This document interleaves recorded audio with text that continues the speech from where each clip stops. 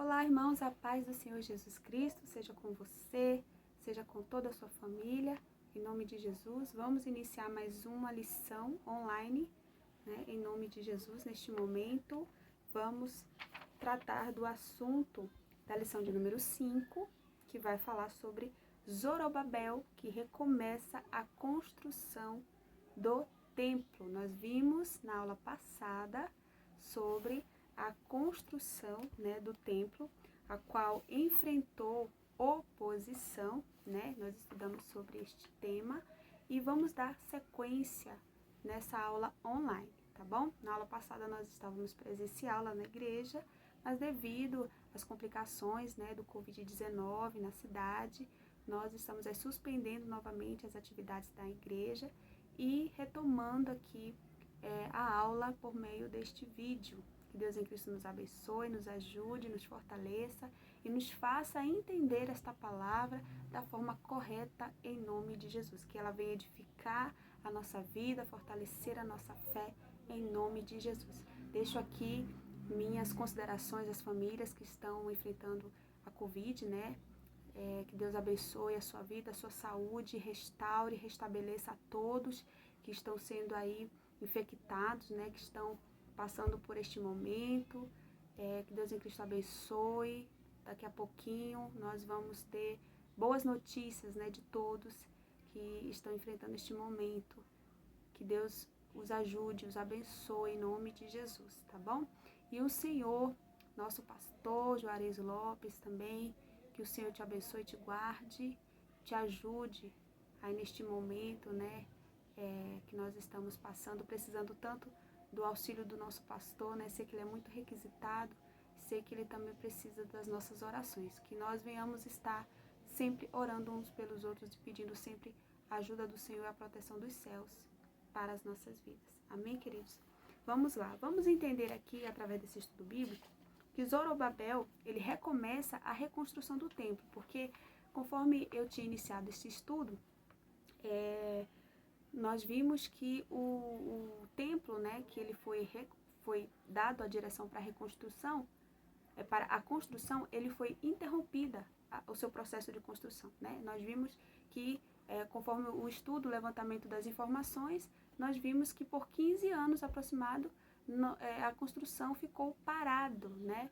Quando o Senhor Deus, então, usou o rei Ciro para fazer o seu povo retornar à cidade de Jerusalém e lá reconstruir o templo do Senhor. Nós vimos que o templo a casa do Senhor começou a ser edificada, né, pelos profetas e pelos sacerdotes, pelo povo que se uniu a reconstruir o templo do Senhor, mas nós vimos na lição passada que eles sofreram oposição, né, por meio dos samaritanos, os falsos, né, que se filtraram lá no meio da comitiva de construção para fazer então a obra de resistência, de oposição, para impedir. E nós vimos também no estudo da aula passada que houve um enfraquecimento na fé daqueles que estavam envolvidos nessa obra. Portanto, cada um então com essa obra de oposição que foi usada ali, a força, a violência, e fizeram barreira, né, para que aquela obra não fosse avançada. E a obra parou, realmente a obra parou, e agora o povo, naquele tempo, eles passaram a viver então atrás, né, das suas próprias perspectivas de vida. Uns foram cuidar das suas famílias, outros foram cuidar dos seus negócios, outros foram cuidar dos seus interesses pessoais, né, profissionais, e enfraqueceram a obra, enfraqueceram na fé, e já não se ouvia mais o júbilo, o cântico, já não se ouvia mais aquela voz de alegria, né, pela retomada da cidade, pela volta da construção do templo da casa do Senhor. Mas aqui neste contexto aqui de Zorobabel, né, que nós vamos iniciar agora a nossa lição, nós vamos perceber que houve um recomeço através da vida de Zorobabel. Nesta lição estudaremos como Deus, depois de a reconstrução do templo ter sido parado, né, como te falei, por volta de 15 anos aproximadamente, né, enviou socorro através do ministério de 2 profetas, o profeta Ageu e o profeta Zacarias. Foram os 2 profetas levantados por Deus para anunciar que o templo deveria ser novamente reconstruído, novamente a obra tinha que ser retomada, porque a obra do Senhor não pode parar. A obra de Deus, ela é uma obra que tem começo, tem meio e tem fim. E o Senhor não deixa nada pela metade, né? E o nosso Deus é um Deus que é o dono de tudo, ele está no controle de todas as coisas. E aqui nós vamos observar, então, como que os profetas Ageu e Zacarias, eles receberam essa palavra da parte do Senhor para, então, através de Zorobabel, essa obra ser retomada, tá bom? Primeiro tópico, Deus suscita os profetas Ageu e Zacarias. Vamos ver o primeiro subtópico, diz, Deus levantou 2 profetas. Primeiro veio Ageu, no livro de Ageu 1:1, e depois levantou-se Zacarias, no livro de Zacarias 4, do capítulo 1 ao capítulo 6, tá? Não vieram atendendo o convite de líderes de Jerusalém, mas o Deus dos céus os enviou. Chegaram de surpresa a Jerusalém e ali entraram em contato com os 2 líderes e também com o povo judeu. Esdras 5:1. Vejamos. Vamos ler aqui o estudo bíblico que diz assim, no capítulo de Esdras, capítulo 5, versículo 1 ao versículo 2, vamos observar o seguinte: E Ageu, profeta, e Zacarias, filho de Ido, profeta, profetizaram aos judeus que estavam em Judá e em Jerusalém, em nome de Deus de Israel, lhes profetizaram. Né? Os 2 profetas levantados por Deus, trouxeram a palavra do Senhor, né, o Deus de Israel, né, através desse comando do Senhor, e em nome, né, do Deus de Israel, eles profetizaram aos judeus que estavam em Judá e em Jerusalém. No versículo 2, vamos observar, então se levantaram Zorobabel, filho de Sealtiel, e Jesua, filho de Josadaque, e começaram a edificar a casa de Deus que está em Jerusalém. E com eles todos os profetas de Deus que os ajudavam. Aqui nós vamos ver que a obra foi retomada depois da palavra profética, né, do dito profético aqui trazida pelos profetas Ageu e Zacarias aqui ao povo. Vamos ver aqui o que o profeta Ageu disse no capítulo 1, a partir do versículo 1. Diz assim: No ano 2º do rei Dario, no 6º mês, no 1º dia do mês, veio a palavra do Senhor pelo ministério do profeta Ageu a Zorobabel, filho de Sealtiel, príncipe de Judá, e a Jesua, filho de Josadaque, o sumo sacerdote, dizendo: Então ouviu Zorobabel, filho de Sealtiel, e Jesua, filho de Zorobabel, o sumo sacerdote, o que Deus o tinha enviado, e temeu o povo diante do Senhor. Aqui eles disseram, né, a estes e a todo o resto do povo a voz do Senhor seu Deus e as palavras do profeta Ageu, como o Senhor seu Deus assim o tinha enviado.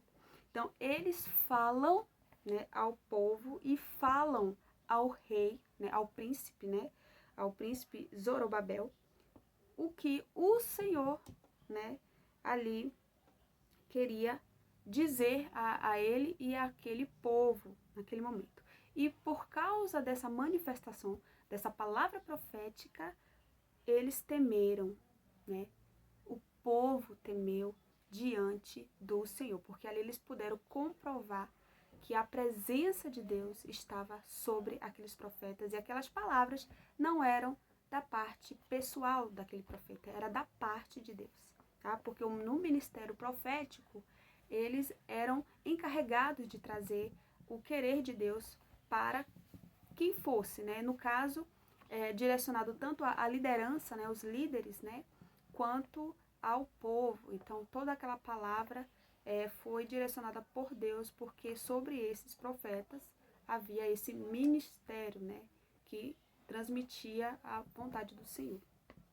No livro de Zacarias, no capítulo 4, a partir do versículo 6, vamos ler o seguinte: Respondeu e me falou, dizendo: Esta é a palavra do Senhor a Zorobabel, dizendo: Não por força nem por violência, mas pelo meu espírito, diz o Senhor dos Exércitos. Quem és tu, ó monte grande, diante de Zorobabel? serás uma campina, porque ele trará a primeira pedra como aclamação. Graça, graça a ela. E a palavra do Senhor veio de novo a mim, dizendo: as mãos de Zorobabel têm fundado esta casa.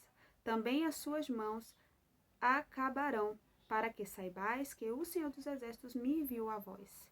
Então ali ele estava trazendo um direcionamento profético para Zorobabel, dizendo que o Senhor disse que pelas suas mãos ele iria fazer a obra, iniciar e também terminar. Olha que lindo esse direcionamento, né? No versículo 10 agora. Porque quem despreza o dia das coisas pequenas, pois esse se alegrará vendo o prumo da mão de Zorobabel.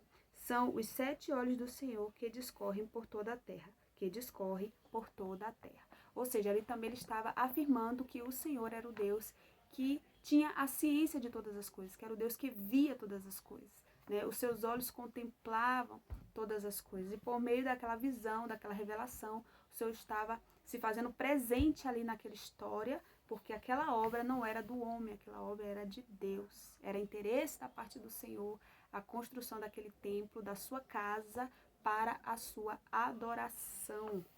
Tá certo? Vamos ver aqui o que Zorobabel, o líder político, né, que recebeu essa mensagem nesse texto bíblico que nós lemos aqui, nesses 3 livros de Esdras, Ageu e Zacarias. Vamos agora entender como que tudo isso, né, foi desenvolvido, né, para a vida de Zorobabel, a importância dele ter recebido esse direcionamento e ter levado adiante a vontade do Senhor. Diz assim: o líder político recebeu uma mensagem pessoal. Deus, conhecedor da insuficiência espiritual de Zorobabel e sabendo que este não tinha mais nenhum vigor para tentar modificar a situação imposta pelos inimigos, deu-lhes uma maravilhosa mensagem de encorajamento. A mensagem de Deus veio sob uma forma de visão que Zacarias havia recebido. Deus lhes mostrara um castiçal com 7 lâmpadas, símbolo da obra de Deus.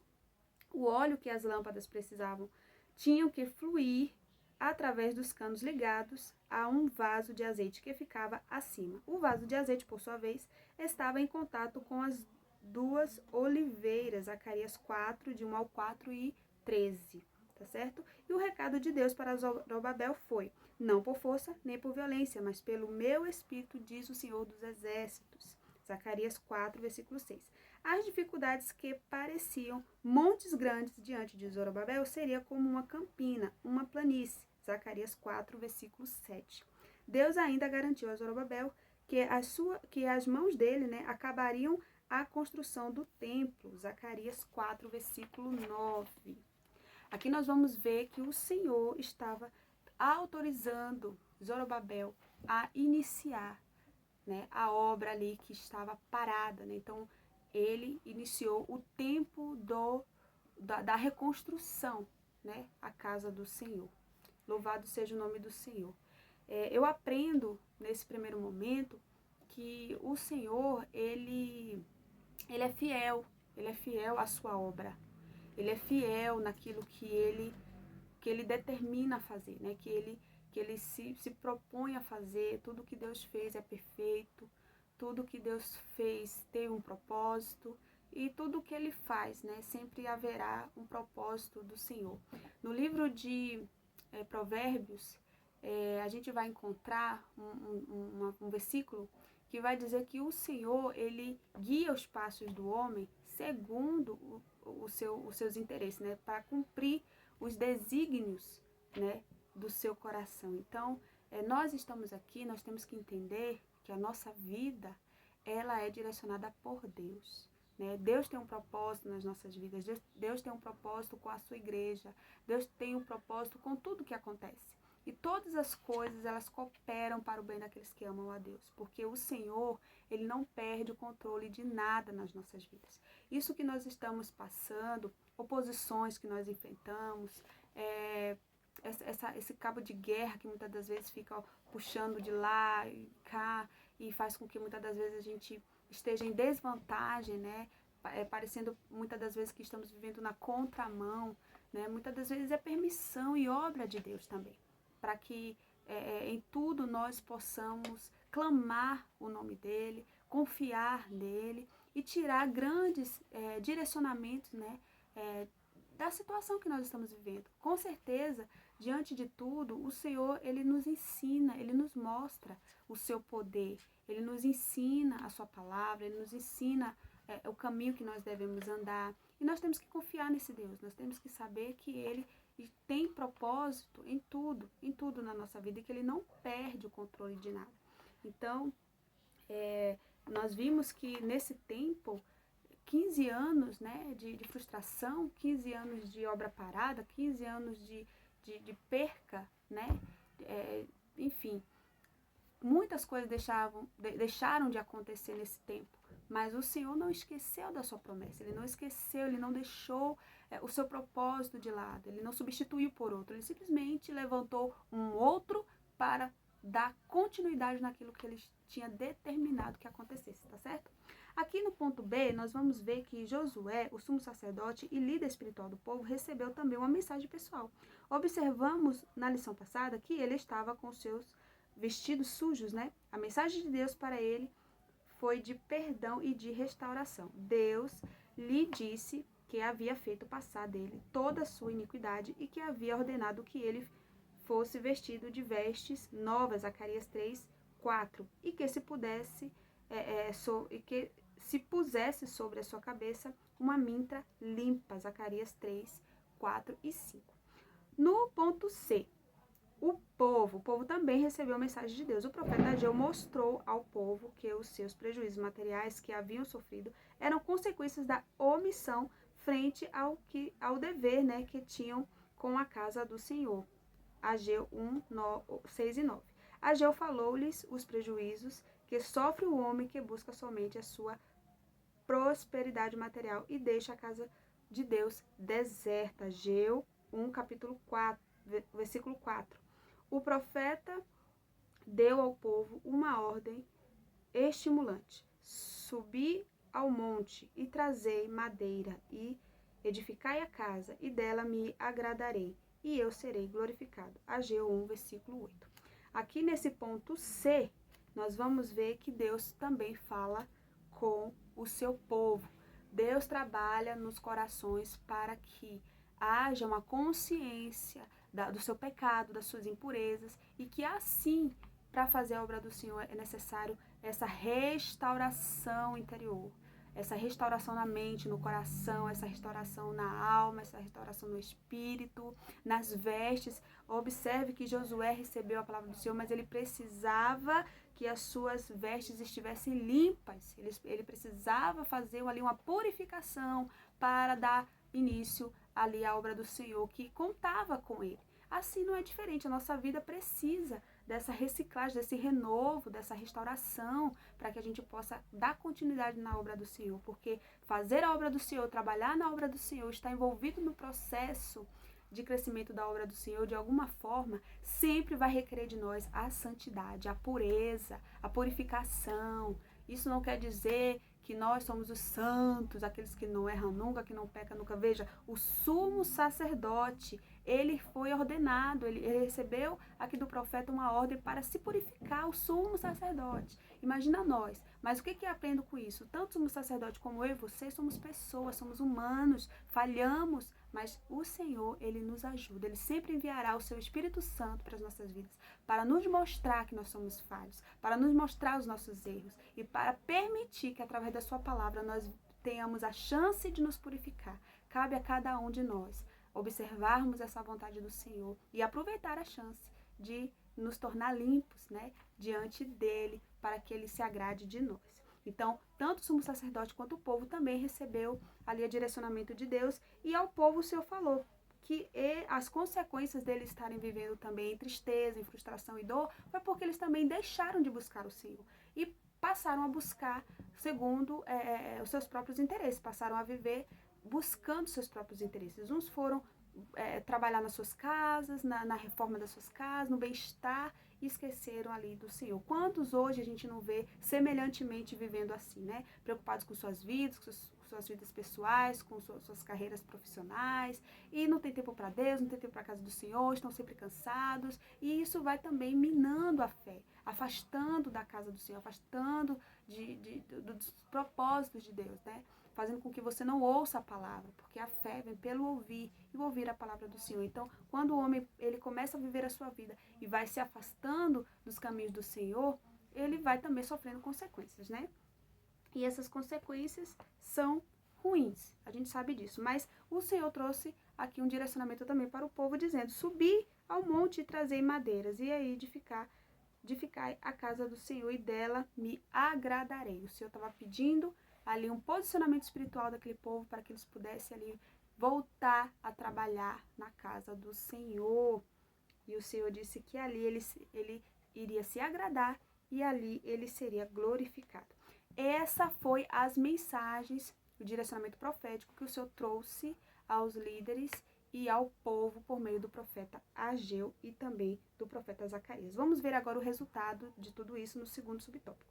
O poder de Deus se manifestou através da mensagem desses homens de Deus. Assim, os dois líderes criaram coragem e o povo também foi renovado pelo impacto da mensagem. Então, Zorobabel ordenou que todos imediatamente voltassem à construção e começassem a edificar a casa. Está lá no livro de Esdras, capítulo 5, versículo 2. Os profetas de Deus ficaram com eles, ajudando os líderes do povo na direção do trabalho. Que coisa linda, né? A união faz a força, realmente. A união ali, e com a direção do Espírito Santo, todos foram ali devidamente tomados, né, de coragem, de ânimo, e puderam ali voltar à construção do templo da casa do Senhor. Vamos ver. Quando os inimigos vieram a eles perguntando quem havia dado ordem para edificar a casa, responderam que a ordem havia sido dada pelo próprio rei Ciro. Os olhos do Senhor estavam sobre o seu povo e sobre a reconstrução do templo. E seus inimigos não puderam impedir a obra até que fosse dado conhecimento dos fatos ao rei Dario, que agora reinava sobre todo o império persa.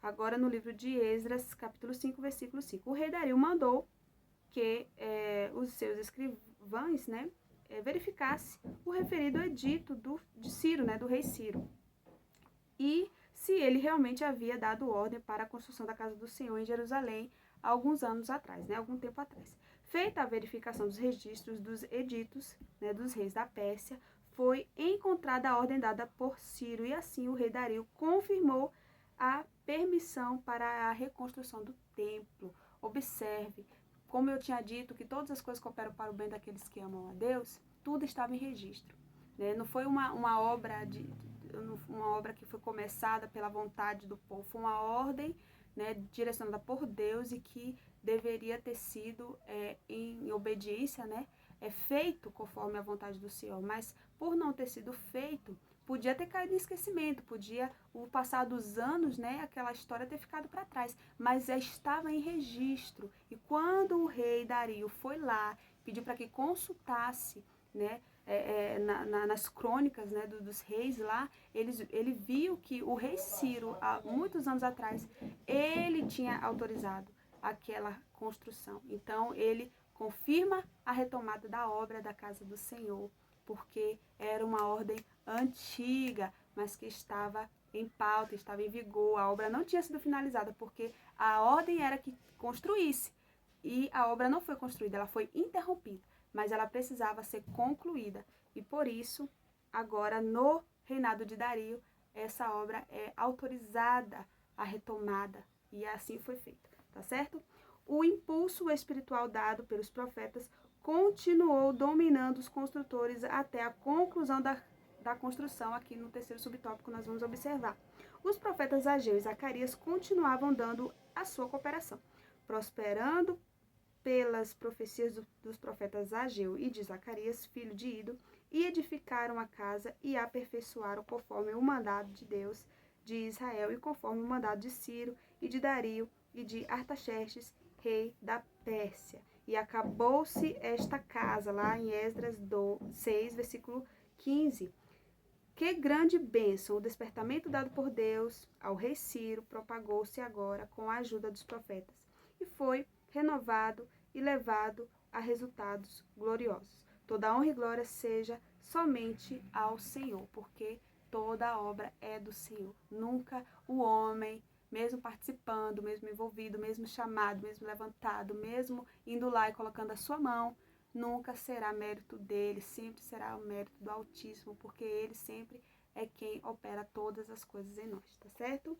Os profetas Ageu e Zacarias são levantados pelo Senhor para incentivar e exortar o povo a retomar a reconstrução do templo. Sempre, sempre o Espírito Santo de Deus, hoje nas nossas vidas, vai ser o principal motivador, incentivador, vai ser o principal interessado em nos ver de pé, em nos ver fazendo a vontade de Deus. Então, se por algum momento, se por algum motivo nós deixamos de fazer a vontade do Senhor, o Espírito Santo ele entra em ação para nos dar aquele ânimo, aquele vigor, para nos trazer o renovo, a força e a coragem, para que a gente não fique parado, para que a gente não pare, mas para que a gente retome até mesmo aquilo que a gente deixou para trás, deixou parado. Retome com toda a força e a alegria do Espírito Santo e continue e conclua, em nome de Jesus, a obra que o Senhor, Deus, assim nos confiou. Amém?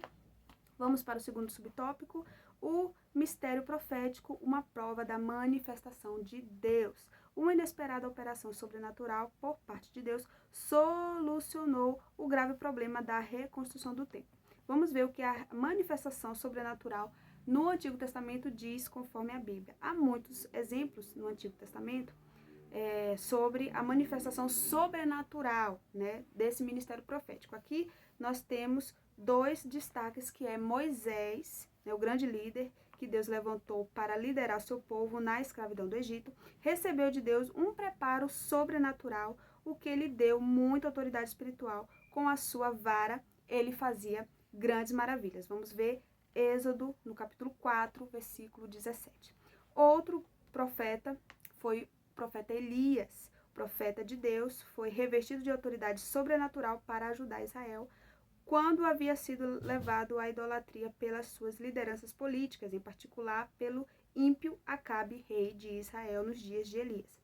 Pôde assim realizar grandes milagres, fez com que não chovesse sobre a terra por 3 anos e meio, além de outros, né, movimentos que ele fez. O ponto mais alto do seu ministério foi o confronto com os profetas de Baal no Monte Carmelo. Nesta ocasião, a manifestação sobrenatural do poder de Deus fez o povo clamar: só o Senhor é Deus. Está lá no livro de 1 Reis 18:39. Então, a manifestação profética, né, a manifestação de Deus, ela é realizada por meio do ministério profético, tá certo? Vocês conhecem a história aqui, não vou repetir para a gente não estender muito o nosso vídeo, tá bom? O segundo ponto da manifestação sobrenatural no Novo Testamento. Quando o Espírito foi derramado em sua plenitude, os dons espirituais começaram a entrar em ação e passaram a ser a própria preparação divina para o ministério. 1 Coríntios 12, 4, 6. Os apóstolos eram revestidos desses dons, meio divino, para a conservação de muitas almas. O apóstolo Paulo, enriquecido por Deus com muitos dons, escreveu para o evangelista Timóteo, representante da segunda geração, uma mensagem de exortação: não desprezes o dom que há em ti. 1 Timóteo 4, versículo 14. Pouco antes de ser martirizado, Paulo voltou a escrever a Timóteo: desperta o dom de Deus que existe em ti. 2 Timóteo 1, versículo 6. Paulo recomenda procurar com zelo os melhores dons. 1 Coríntios 12, 31. E procurar com zelo os dons espirituais, mas principalmente o de profetizar. 1 Coríntios 14, versículo 1.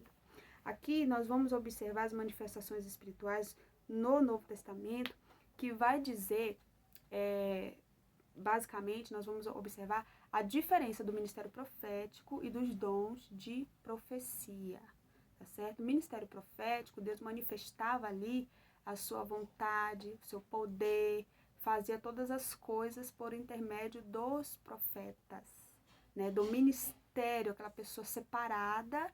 E esse ministério desses profetas, nós vimos aqui que eles eram um povo que era um povo levantado por Deus, escolhido por Deus para representar a manifestação de Deus, né? Quando nós falamos aqui do que Moisés fazia com aquela sua vara, né? Ele tocou, feriu as águas, né? O rio se transformou, a água se transformou em sangue. Quando ele usava a sua vara, ali a manifestação de Deus ocorria.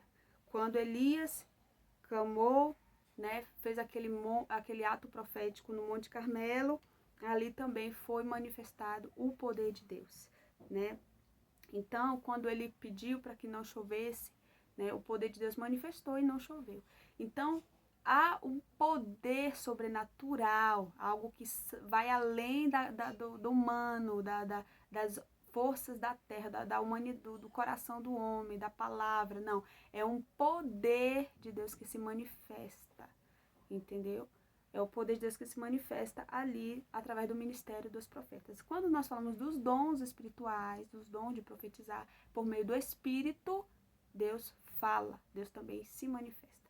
Mas a diferença é essa.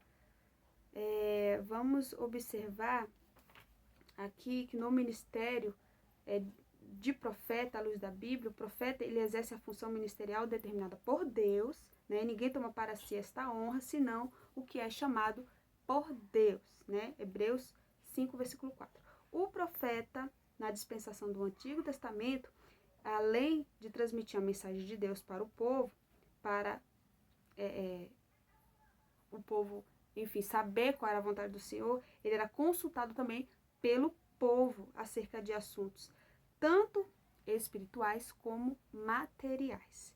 No primeiro ponto, nós vamos observar aqui em Ezequiel 20, versículo 2, os anciãos vieram a Ezequiel para que este consultasse o Senhor por eles.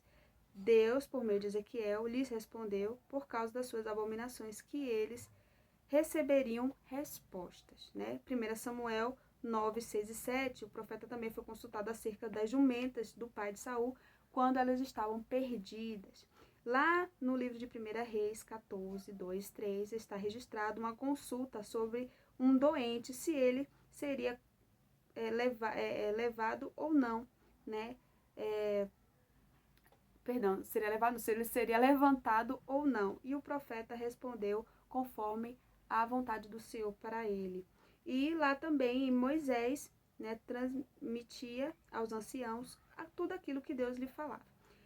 Vemos que no Antigo Testamento o profeta era uma espécie de mediador entre Deus e o povo. Ele era consultado dentro de todos os aspectos que eu falei aqui. O ministério profético no Antigo Testamento era desenvolvido desta forma. Agora, na dispensação do Novo Testamento, o profeta, entre os dons espirituais, está o dom de profetizar. 1 Coríntios 12, 10. Estaria entre as consequências do derramamento do Espírito Santo que aconteceria nos últimos dias, lá em Atos 2, 17. Ter alguém o dom de profecia não significa que seja profeta. O termo profeta designa quem tem o ministério de profeta. Este ministério de profeta é um ministério da palavra para o qual o ministro recebeu de Deus uma preparação espiritual do espírito profético. Lemos em Atos 21, 8, 9, que Filipe tinha 4 filhas que profetizava e que, depois de alguns dias, veio à sua casa um profeta, Ágapo. Atos 21, 10. Existe, porém, uma diferença importante entre o ministério de profeta no Antigo e no Novo Testamento. No Antigo, os profetas eram consultados pelo povo e transmitiam-lhes a resposta de Deus. Eles consultavam o profeta passava a resposta conforme a vontade de Deus. Ele transmitia a resposta de Deus, tá certo? Mas a Bíblia, a lei e os profetas duraram até João, e desde então é anunciado o reino de Deus. Lucas 16, 16. No pacto, na nova aliança, temos Jesus agora como o único mediador, 1 Timóteo 2, 5. É importante notar que no Novo Testamento não há um único exemplo de alguém consultando um profeta. No Novo Pacto temos todos acesso a Deus por meio de Jesus Cristo. Efésios 2:18. Jesus é o único mediador. 1 Timóteo 2:5. É, portanto, um erro doutrinário quando alguém que possui o dom de profecia procura usá-lo para responder à consulta de qualquer natureza, né? Seja como casamento, viagens, compra de imóveis, etc. Fica, neste caso, falando sozinho, porque Deus, lá em Jeremias 23:21, diz que os profetas falavam coisas que não eram da parte dele. Então, ele desconsiderava. E ele nos chama a atenção a observar os falsos, né? Porque existem os falsos profetas. Vamos aqui observar quando é da parte de Deus, o Espírito Santo, ele confirma em nossa vida que o que está sendo transmitido é de Deus, pertence a Deus. Mas quando não é, o Espírito Santo na nossa vida também testifica que não é, tá certo? Ele confirma. É fundamental que os obreiros ensinem a igreja acerca do uso correto dos dons, inclusive o de profecia. Os profetas, eles exercem uma função ministerial determinada pelo Todo-Poderoso, tá bom? Vamos aqui encerrar nosso estudo bíblico. Foi bem corrido, bem puxado, porque é muito conteúdo e a gente não consegue destrinchar, né, com detalhes e ler todos os versículos bíblicos aqui colocados no nosso estudo. Mas que Deus em Cristo nos abençoe. Observe os textinhos, as referências bíblicas, corre lá na palavra, vai observando novamente aonde está escrito, se você não possui a revista. E é sempre bom alimentar, né, a nossa fé com os estudos bíblicos, que ele nos dá uma direção assim bem compactada, né? Um resumo do resumo, mas a gente consegue aprender cada vez mais através do estudo bíblico, né? Aqui nós vamos observar a respeito de Zorobabel, que recomeça a construção do templo. Vamos ver que por quanto tempo que esteve paralisada a construção do templo do Senhor, 15 anos, né, diz os historiadores, que os profetas do Senhor que levantou para animar os judeus na reconstrução do templo foram os profetas Ageu e Zacarias.